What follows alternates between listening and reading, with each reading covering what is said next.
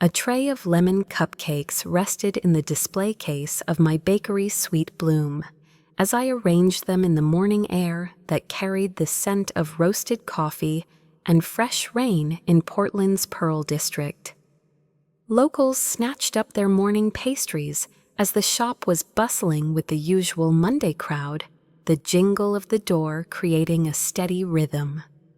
My phone rang on the counter as I was affixing a ribbon to a cupcake box for Mrs. Carter, a frequent customer who always placed an extra order for her book club. Hoping for a prompt regarding Avery's school pickup, I stole a quick glance at the screen. My husband Ethan sent the message instead. "My time with you is up. Sam and I are relocating to Los Angeles. I've emptied our joint account. Best of luck, my love." Despite the steady rain outside, my heart sank like a stone in a well, and my smile remained unwavering. Without so much as a quiver in my hand, I gave Mrs. Carter the box. "I hope you have a wonderful time at your book club," I remarked with an easygoing tone. She grinned completely, unaware of the devastating explosion that had just occurred in my life.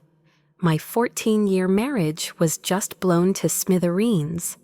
By my husband's one text, and the only sign of it was a little pinch around my eyes. I didn't pick up my phone again until Mrs. Carter departed, the door jingling shut in her wake. The words of Ethan sunk like a bitter aftertaste as I reread the message.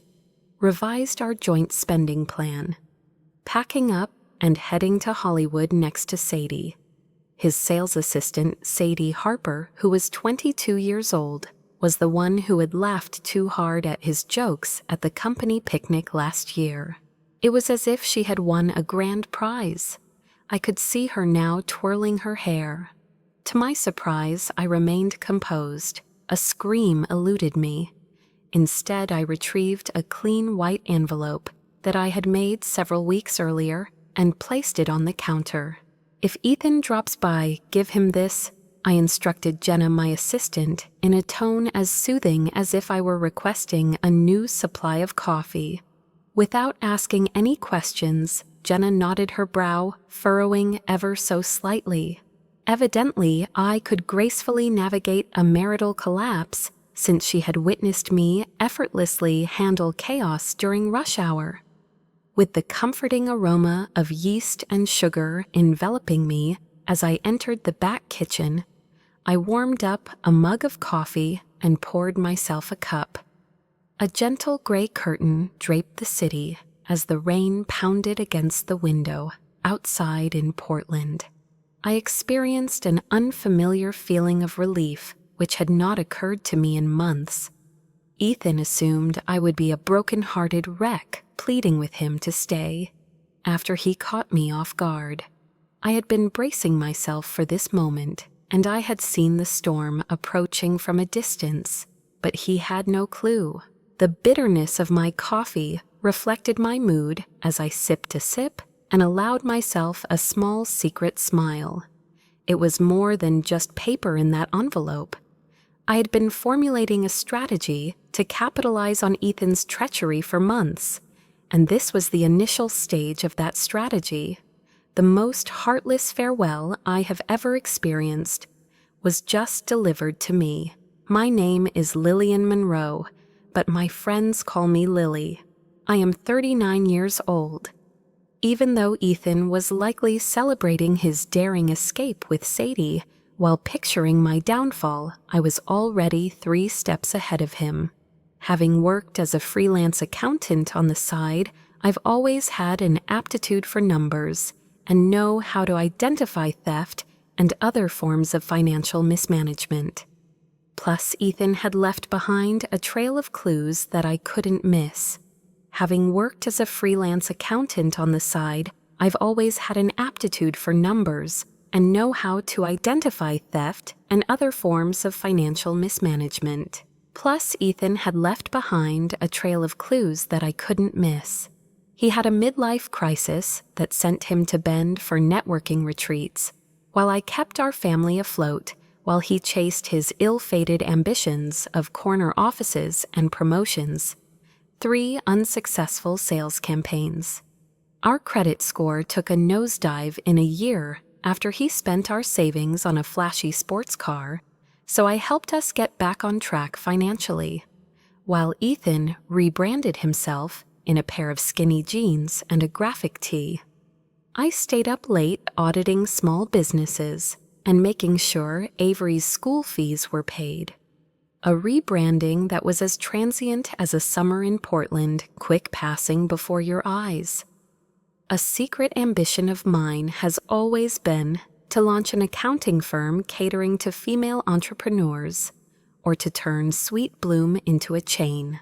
As I began my day at the bakery, the soft gray skyline of Portland, framed by the Portland skyline outside the window, would lull me to sleep until Avery was settled in school.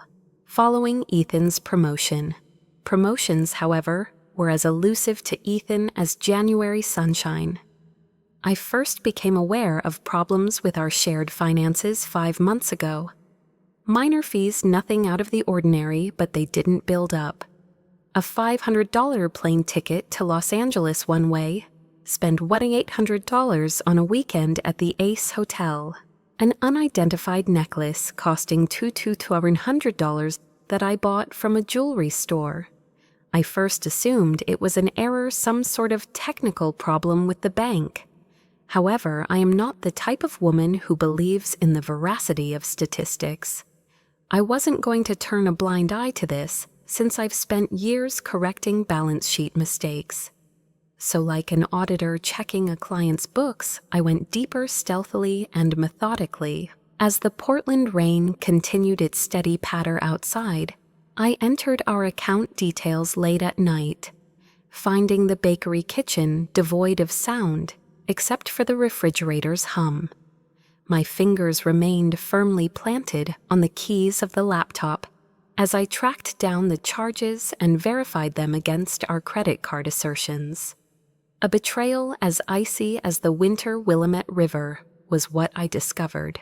For more than a year, Ethan had been funneling funds into an undisclosed account. He had taken Sadie to Pearl District rooftop dinners, purchased her that necklace, and even put a non-refundable $40,000 deposit on a condo in LA. During this time, she kept stressing the importance of watching our spending on Avery's future. We are unable to purchase that new oven for the bakery at this time, Lily, he had stated last month, his voice strained, while we were seated at our Laurelhurst kitchen table. As he wired money to his mistress, I had nodded, trusting him, so I looked for the receipt. A receipt for 2 people from a posh restaurant in downtown Portland, dated the same night that Ethan claimed to have been working late, fell out of his jacket pocket one evening as I was hanging it up. Neither the math nor his story made sense. I transferred my personal savings from Sweet Bloom's profits into a new account I opened that same evening at a different bank. After a week, I smiled and agreed with Ethan's suggestion to merge our accounts in order to streamline things. At the same time, I moved most of our money to my new account. The joint account he had just depleted had approximately 2 months' worth of regular deposits, which was sufficient to prevent him from becoming suspicious. The remainder, along with meticulous documentation of each dubious transaction he had executed in the previous 12 months, was secure. Each page testifying to his dishonesty, I had printed them out and placed them in a binder. Last year, I met Sadie at our company picnic. She was a lively 22-year-old whose laugh got under my skin. She'd been all over Ethan, touching his arm and laughing at his awful dad jokes with her dazzling newfound eyes. I ignored the knot in my gut that had formed as I watched her. It had also gone unnoticed by Ethan. "She's just friendly, Lily," he had remarked, popping a strawberry into his mouth as the sun glinted off his new aviators. "Friendly, I see." It should have been obvious to me at that point, but I refused to believe it. Not until there was indisputable proof. After he left his phone on the counter one night, passcode still intact, in spite of his recent security concerns, I discovered additional evidence in the form of a text message from Sadie. My heart is racing with anticipation for our time in Los Angeles, my darling. My chest constricted as a chilling burden settled into my bones. We're at last at liberty. With a steady hand and a racing heart, I scrolled through their messages. Future preparations for their united life. He assured Avery that he would handle things once summer camp was over. His timing in breaking the news of our breakup was impeccable. He knew I would be preoccupied with the bakery and unable to respond in time. She'll be too exhausted to engage in combat, he had penned. Just right, Sadie said. In Los Angeles, we will be enjoying cocktails. As I stood there, my world seemed to have tipped over, listening to the rain tap against the kitchen window and inhaling the aroma of cinnamon rolls baking in the oven. It was all a facade, those 14 years of late-night baking sessions, rooting for Avery at soccer games and supporting Ethan through his setbacks. No, I remained unbroken. After taking screenshots and sending them to myself via email, I returned his phone to its original state after locking it. A short while later, Ethan whimpered his way downstairs, completely bewildered. "It smells amazing in here," he remarked, plucking up a glass of water. I put on an act of friendliness. No problem. Ethan had no idea, and he never got it, that I am an expert at maintaining financial and personal balance sheets. I documented every single lie, late-night client meeting, and transaction. Tara, a private investigator who specialized in domestic cases, was a discreet woman that I hired. With the aroma of espresso and rain wafting through the air, she met me at a cafe close to the bakery where she presented me with a file that was thicker than a recipe book. Images of Ethan and Sadie holding hands in Venice Beach, taken at a Los Angeles hotel. A collection of receipts from a boutique inn they stayed at over the weekend in San Francisco. A Los Angeles apartment lease document, signed by both parties. Tara had a soft voice and kind eyes. "I apologize, Mrs. Monroe." With steady hands, I nodded and slipped the file into my bag, acknowledging that it wouldn't be an easy task. "Thank you," I murmured. It wasn't like I was crumbling. As I worked, I erected a stronghold. As I reflected on our prenuptial agreement, I couldn't help but think of the young salesman Ethan was back then, paranoid about giving up half of his future earnings in the event that our marriage didn't work out. That was 14 years ago. His love and faith in us were so strong that I had no qualms about signing it. That document would spell disaster for him. A provision regarding infidelity, which threatened severe financial consequences in the event that either of us cheated, was buried in the small print. Ethan was sound asleep upstairs, oblivious to the reckoning I was planning. As I read it late at night, the bakery Empty the Rain, a constant hum outside. The provision was impenetrable. Henry Caldwell, my attorney, and I had our meeting the following morning at his downtown Portland office, with the Willamette River reflecting in the window. "It's solid," Henry remarked with a smile as he sipped his coffee. I nodded, stirring my latte, feeling a calm determination wash over me. "Good," I proclaimed. "With the evidence, you've got those transactions, the messages, the photos he'll lose. The house, the joint assets, everything. Shall we proceed?" In the months that followed, I worked covertly to get ready. All the while Ethan plotted his daring escape. From transfers to texts to outright lies, I recorded it all. With meticulous timing, I rescheduled my meeting with Henry to file the divorce papers. I had a feeling that Ethan would hold off on telling Avery anything until after the school year ended, all in an effort to avoid upsetting her, or so he would convince himself. I had already filed the paperwork that morning prior to his text message at the bakery. He had no idea. They were securely kept in the court records out of his reach at the moment, but prepared to strike at the appropriate moment. No matter what, I was always a step ahead. Ethan believed his message had taken me by surprise, but I had been bracing myself for this treachery for far longer than he could have imagined. Back when we were a team or so, I had thought we bought this cute bungalow in Laurelhurst 10 years ago, and I drove there today.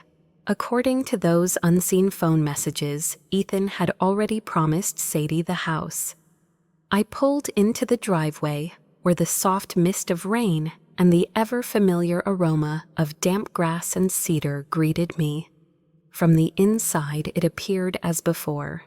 We refinished the hardwood floors following Avery's first birthday party when her juice had spilled all over the place.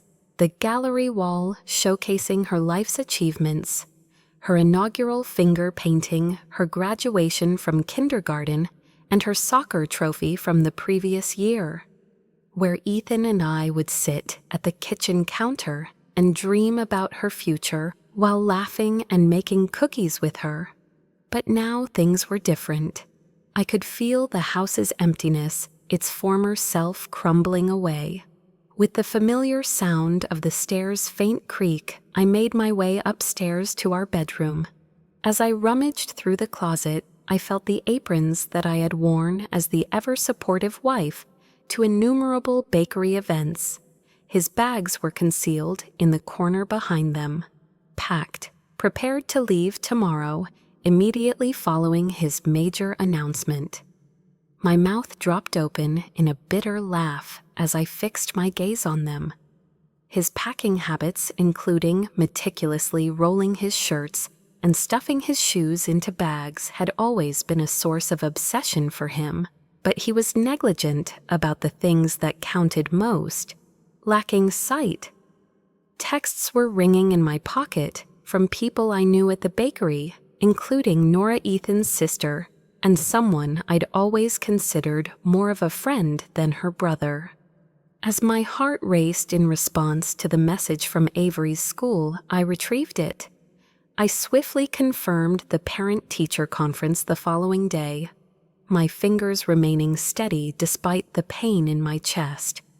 For months I had kept Avery in the dark so as not to ruin her academic year. Despite Ethan's efforts to funnel funds to Sadie, she had worked incredibly hard, juggling soccer practice and her math tutoring. I was afraid Avery would be mad that I hadn't told her, but I had faith that she'd figure it out in due time. The combination of her father's charisma and my logic and attention to detail shone through in her. That light couldn't be let out because of Ethan's treachery. I am not ready just yet. As I leaned on the side of our bed, I felt the gentle touch of the quilt my mom had made for our wedding day. A map of a life I believed I knew stitched into its surface. In my mind, I relived our first few dates when Ethan would surprise me with coffee runs to Stumptown and we would go hiking in Forest Park, where we would laugh as we slid down the muddy paths. We had endured an immense amount. We wasted our savings on 3 sales campaigns that didn't work. During Avery's difficult toddler years, when she would awaken in pain from her ears, Ethan would sing her lullabies in a low, gentle voice. We had supported each other through the pain of a miscarriage that occurred before Avery was born. What changed in him? Or had I simply been too engrossed in my baking to notice that he had always been this way selfish and dishonest? To dispel the recollections, I shook my head. Presently, they were irrelevant. The strategy I had put into action was what was important. I hadn't simply left a piece of paper in the envelope at the bakery. A flare, a spark, a path out of the tempest.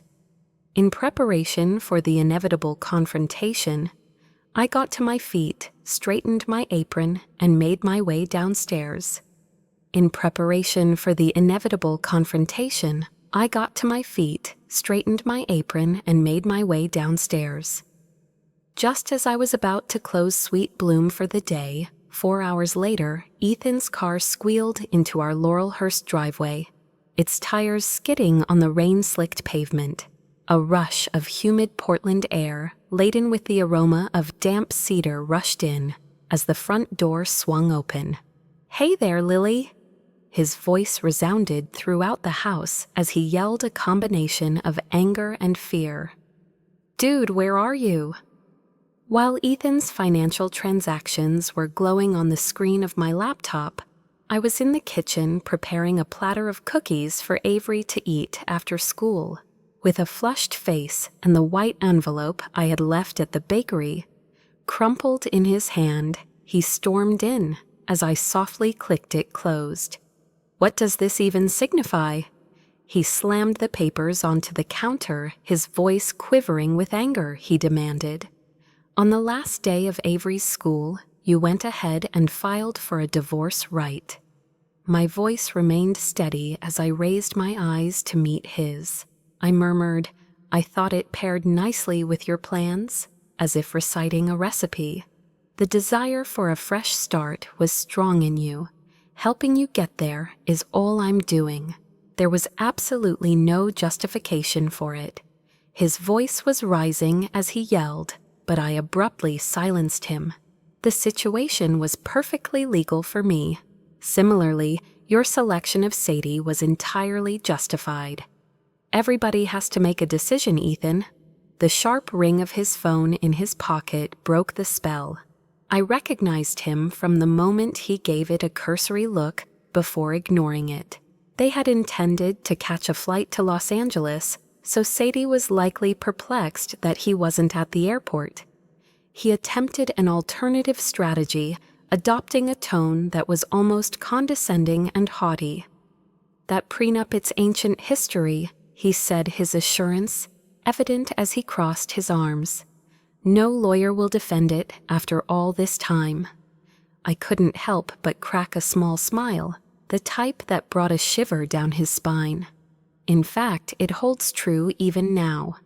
According to Section 14, the infidelity clause remains in effect for the whole marriage. That information ought to have been communicated to you by your lawyer. You didn't employ one, though. "Oh, I see." His once smug expression turned red as a newfound terror set in. He would now be disinherited from the house, the joint assets, and my bakery, due to the prenup he had insisted on for his own protection.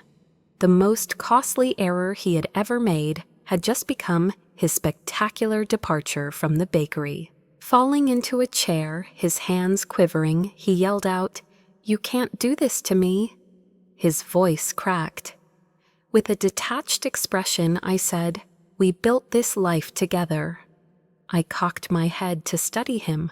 "Furthermore, you decided to set it ablaze." His phone beeped once more, this time with greater persistence, but still not in the way he had anticipated. His shoulders drooped even more as he scowled at it. "What give?" I inquired, my voice slightly tinged with amusement. "Sadie's already at the airport," he whispered practically to himself. "Our flight, it's been canceled." A knowing smile spread across my face. "Did you use our joint credit card to book that flight, this Los Angeles hotel?" "Use the same card to make your reservation." He nodded, but he was still confused and hadn't noticed the trap I had set. I spoke in a tone that was both casual and deceitful, suggesting that you contact the credit card company. I filed a fraud report regarding those charges. No longer will they be held. His pupils widened as a wave of horror and shock washed over him. "And I also deactivated your authorization. Who are you?" He struggled to speak, his voice quivering. You have until tomorrow evening to get your things out. I said, my voice firm, as I stood up and retrieved my bag and a small overnight case that Avery and I had packed. Then we'll change the locks. Embarrassed, Ethan pleaded with me as he trailed behind me as I made my way to the door. Any news on Avery? How does this make her feel? Have you considered that my composure crumbled as I froze, my palm resting on the doorknob, my rage bubbling to the surface?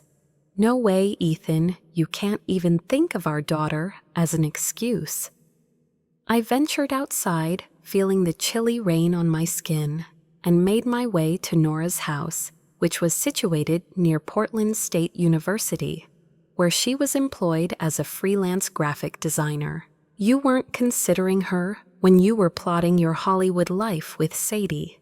As the rain fell, the city lights glistened, and the distant outline of Mount Hood was barely discernible. When I arrived at the door, Nora embraced me fiercely, her arms providing a sanctuary from the storm. She drew me inside and said, "I just got off the phone with Avery's teacher," her voice heavy with worry.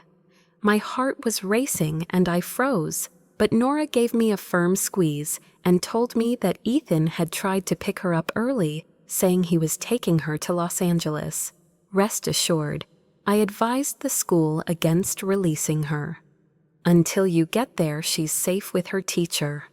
I whispered, my shoulders relaxing slightly.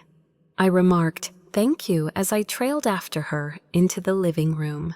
On the coffee table, a pot of tea sat with 2 cups poised steam, gently curling up from the base. "I am absolutely shocked that Ethan pulled that stunt," Nora exclaimed as she poured the tea, her ire visible in her dark eyes. During Avery's final class party, which took place on her last day of school, I drank some chamomile, which was a welcome relief from the chilly evening. He must be completely insane. As I put the cup down, I explained, it was meant to catch me off guard. A public exit, so I would be too shocked to resist. Nora said, her jaw clenching and her mouth narrowing. It was always my brother's favorite role to play. We sat on her comfortable couch, encircled by her art prints and sketch pads, as the rain outside frosted the windows. But this, it's beyond my wildest dreams. Throughout her life, Nora had been an uninhibited artist and a fierce individualist. Having the capacity to live without compromising was something I had admired about her for a long time. Why was he so agitated about that envelope? She inquired, her inquisitiveness piercing through the silence. I looked into her eyes as I sipped my tea again. The reason for the divorce, I explained. Documentation of his wrongdoing in the area of finance, plus the prenup that will leave him with nothing.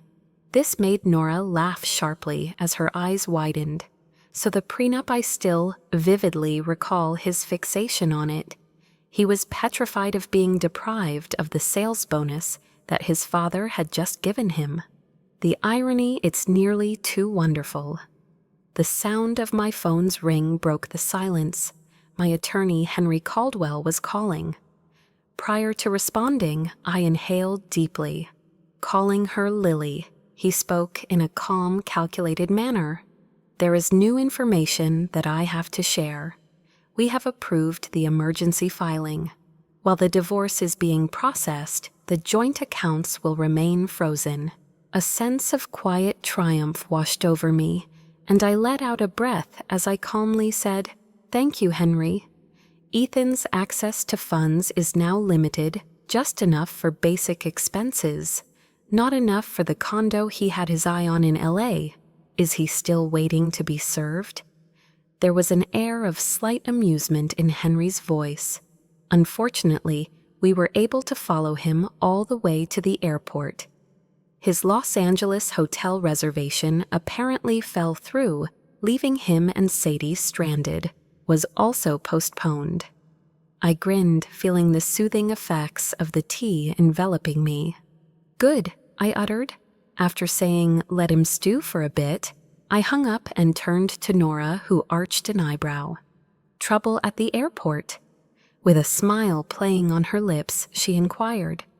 How foolish of him to underestimate a baker who is good with figures. I nodded my laughter, slipping out of my mouth. I couldn't help but laugh as I nodded. He's about to discover the consequences of underestimating a baker who is good with numbers. I stole a quick glance at Nora, who mirrored my grin. However, the mirth quickly vanished as I pondered Avery, who was oblivious to the mayhem her father had wrought while she was at school. "I have to go get Avery," I muttered as I put down my mug, still feeling the tea's warmth on my palms. Under her breath, Nora said, "She deserves to hear the truth from me." She gently squeezed my arm. "Lily, I have faith in you." I thanked her for her encouragement and grinned as I braved the rainy Portland streets. On my way to drop Avery off at school, the city was a kaleidoscope of green and gray as I drove there. The preliminary hearing was held at the Multnomah County Courthouse on a misty Thursday morning, with the aroma of coffee from a nearby cart and damp pavement weighing heavily on the atmosphere. Ethan brought a last-minute attorney from a firm that specialized in small business disputes rather than family law. I brought Henry my attorney, yet another blunder in his collapsing scheme. With a gentle tap on the desk, the judge, a sharp-eyed woman with an air of no-nonsense, reviewed the prenuptial agreement. "This document seems to be in order," she stated with an authoritative, clear voice. "Do you disagree with its veracity?" A young, anxious man in a worn suit who was representing Ethan cleared his throat. "We feel the agreement is no longer relevant because of how much time has gone by." The judge read aloud while adjusting her spectacles. "The length is for the duration of the marriage and any legal proceedings that arise from its dissolution, as stated in Section 19. Ethan leaned in close, whispering something urgent to his lawyer, who appeared more and more anxious, his tie a bit crooked. Additionally, the judge continued, "The evidence of systematic fund transfers violates the financial transparency requirements in Section 25. As she perused the papers, her gaze becoming intensely intense, she glanced up. "In the absence of complete financial disclosure, I am ordering the continuation of the freeze on joint accounts. The personal account that belongs to Mr. Monroe will still be available to him. The infidelity clause in the prenuptial agreement states that the family home will be held by Mrs. Monroe throughout the proceedings." Ethan's hands clenched around the table as his face flushed a deep red. I could make out his low, audible mutterings of, "This is absurd," from across the courtroom. With a sharp tone in her voice, the judge gave him a severe look. "Mr. My advice to you, Monroe, is to give the agreement you signed a second look. After discovery is finished, the court will meet again in 30 days for the full hearing." Ethan ran up to me in the hallway. As we left the courtroom, his steps fast and his voice low and desperate. "Excuse me, Lily. This requires an adult-level discussion." After 14 years of marriage, I paused and turned to face him, maintaining a composed yet determined expression. "It had immense significance until you made the decision that it didn't." I then left him standing alone in the courtroom hallway, with the weight of his decisions weighing him down like the Portland fog outside. The rumors and speculations started flying around our social circle like wildfire. Every day, friends would call, some to offer encouragement and others to get information for their next yoga session. My responses were brief and my voice was calm. "My relationship with Ethan is ending." While this was going on, Ethan's carefully constructed persona that of a dedicated father and successful salesman, fell apart like a crumbling cookie. Because of the budget cut, he was unable to fulfill his commitments to Sadie. This L.A. A condo deal fell through and the deposit was lost. The dealership called to confirm the cancellation of the lease on the new SUV he had leased. 2 weeks subsequent to the hearing, Nora contacted me via phone, relaying the most recent developments, with an air of amusement in her voice. Oh my goodness! I placed my rolling pin on the counter of the bakery, a slight smile playing on my lips as Sadie stepped out. Have you already? Even though I wasn't surprised, the speed was mind-blowing. Seems like she learned about Ethan's company about to lay off workers. Nora joked, her voice quivering with laughter. The huge savings he boasted about are no more. I let out a light laugh as the sound became liberating. She informed her friend Grace that she had no intention of dating a man without a place to live. I shook my head and said, he was always good at spinning tales. Oh, as Ethan stumbled, I got back on my feet. I was able to live the life he hadn't anticipated because of the safety net of my separate accounts, which Ethan had no knowledge about. In the Northwest District, I rented a compact office with exposed brick walls, a view of the Fremont Bridge, and the shimmering Willamette River below.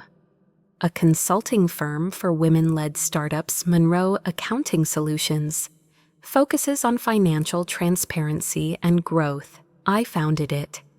Their experiences were similar to mine in ways that were both empowering and painful, and I felt privileged to work with 3 women who were starting their own businesses: a graphic designer, a yoga studio owner, and a florist. Rapid word-of-mouth advertising increased the number of customers who came to my door. I assisted women with their financial matters during transitions such as new businesses, divorces, and starts over using the same meticulous approach that I had used to expose Ethan's deceit. Working gave my life meaning. Each accomplishment was a stepping stone on the road to recovery, and a constant reminder that I was constructing something substantial from the rubble of my history. The aroma of freshly baked pastries at my second Sweet Bloom location, which I opened close to Powell's Books, attracted both locals and visitors. When we were decorating the new shop, Avery, who had handled the news of our divorce with an unexpected quiet strength, helped me hang fairy lights, and her laughter filled the room. "I'm so proud of you, Mom," she said one evening, over the phone as I was driving home from the bakery. "You're making a difference, and that means a lot to us." As the sun set over the Portland skyline, I couldn't help but smile. Just doing what I wish someone had done for me sooner is all I'm trying to explain, I said. Assisting women in overcoming adversity. Having my knowledge and skills recognized for more than just my baking was like discovering a secret recipe, one that was uniquely mine. The last divorce hearing was on a cool autumn day, which coincided with our first meeting, a date that brought back fond memories of coffee dates and strolls through Forest Park, and the anniversary of our divorce. This was the last chapter in a story that had begun almost 15 years ago. Ethan showed up to the courthouse in a disheveled state, with a faded suit and fatigued eyes. Following the scandal surrounding his affair with Sadie, I found out that his position had been eliminated as a result of company downsizing. By this point, Sadie had moved on to Seattle, where she lived with a new younger boyfriend, and posted pictures of their coffee runs and indie concerts on social media. After the whole story came out, most of our mutual friends stopped inviting Ethan to parties and game nights. Judgment was swift and final, upholding the prenup in its entirety. With his personal possessions, his still debt car, and the pitiful sum in his personal account, Ethan fled to a less desirable area of Portland, where he could only afford a tiny apartment. Following the prenuptial agreement in the event of adultery, I was able to keep our Laurelhurst house, my retirement funds, and 70% of our joint assets. Justice was as reassuring and inevitable as a hot loaf of bread just out of the oven.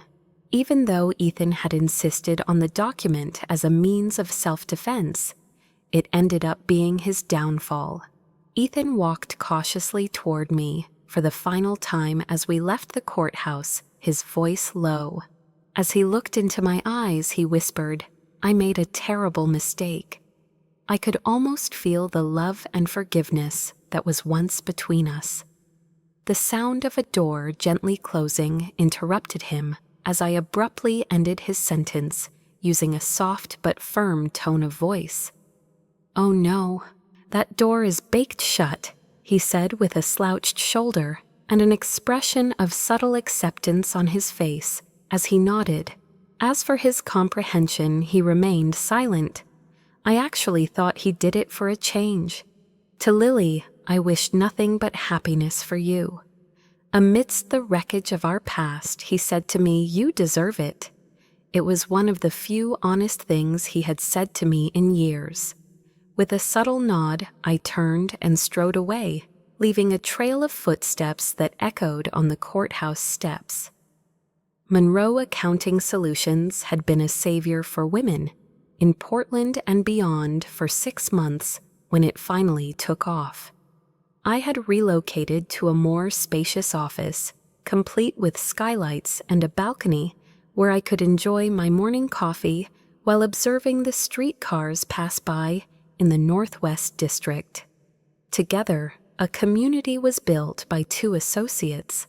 I hired both women deeply committed to empowering others, from entrepreneurs beginning anew following betrayal to single mothers. My clients were all inspiring examples of strength and perseverance. There were now 3 Sweet Bloom locations, with the flagship store being a popular hangout for both locals and tourists. Avery would drop by frequently, even though she was occupied with schoolwork and soccer practices. She would often bring her friends to sample the new lavender scones. "You realize what's amusing?" As we sat in the bakery one afternoon, the rain outside was a gentle mist, she said. Dad was hoping to win, but he ended up moving in with Grandma instead. I nodded, sipping my espresso as the cityscape transformed into a palette of greens and grays. People fail to recognize the ways in which they contribute to their own demise. I responded, my tone gentle and introspective. A new identity shaped in the ashes of treachery had been forged by the woman who had previously identified herself as Ethan's wife and Avery's mother. Master baker, keeping financial records, strong supporter. There was more to that receipt I had discovered in Ethan's pocket than simply evidence of his treachery. It ignited a fire that led me to a life I had never imagined before, and my narrative was forever changed as a result. Justice and rebirth were concealed behind it. With my future secured, I had regained something much more delectable, I alone. The Portland rain washed away my cares as I stood in the bakery, and the city stretched out before me, a sign of better days to come. The Portland rain washed away my cares as I stood in the bakery, and the city stretched out before me, a sign of better days to come. 3 Sweet Bloom locations were packed with customers a year later who wanted more than just pastries. They wanted to hear the story of a woman who turned betrayal into triumph. Sweet Bloom had become a local legend.